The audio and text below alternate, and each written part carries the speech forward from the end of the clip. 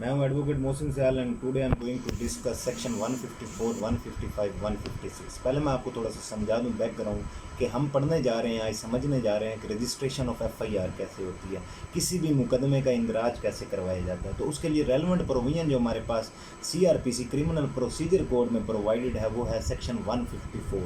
154 क्या कहता है? जब कमीशन हो किसी कॉग्निजेबल ऑफेंस की, यहाँ पर हमें डिफरेंस याद रखना है कि when there is commission of cognizable offence, तो यहाँ पर सबसे पहले हमें समझना ये चाहिए कि what is the difference between cognizable offence and non cognizable offence.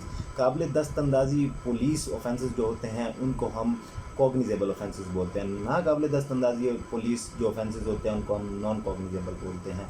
Cognizable offences वो ऑफेंसेस होते हैं जिनको शेड्यूल नंबर 2 जो सीआरपीसी में प्रोवाइडेड है उसमें जिनको कॉलम में दे दिया गया है, करार दे दिया गया है कि इसमें पुलिस विद वारंट ही गिरफ्तार करेगी। अगर विद वारंट है तो ऑफेंस इज नॉन कॉग्निजेबल, मतलब उनको पहले वारंट हासिल करना पड़ेगा। और अगर विदाउट वारंट लिखा हुआ हो तो उससे मुराद ये होता है कि ये जो ऑफेंस है ये कॉग्निजेबल है और इसमें मैजिस्ट्रेट से वारंट गिरफ्तारी लेने की कोई ज़रूरत नहीं है। पुलिस उसकी एफआईआर का इंदराज कर सकती है और बंदे को अरेस्ट कर सकती है।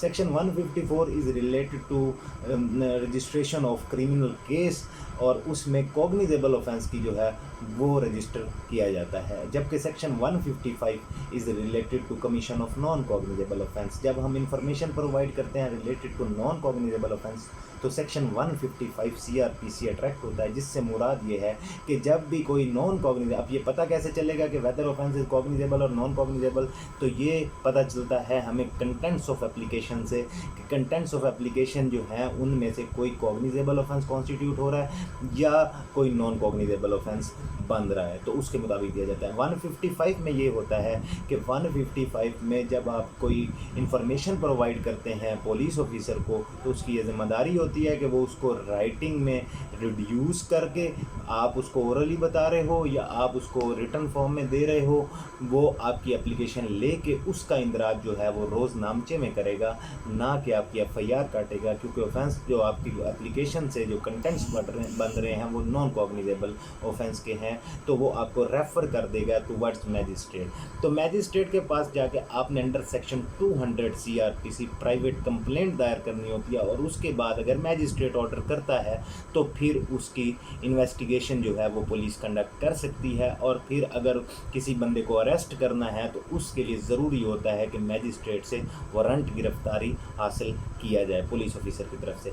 Section 156 is related to investigation.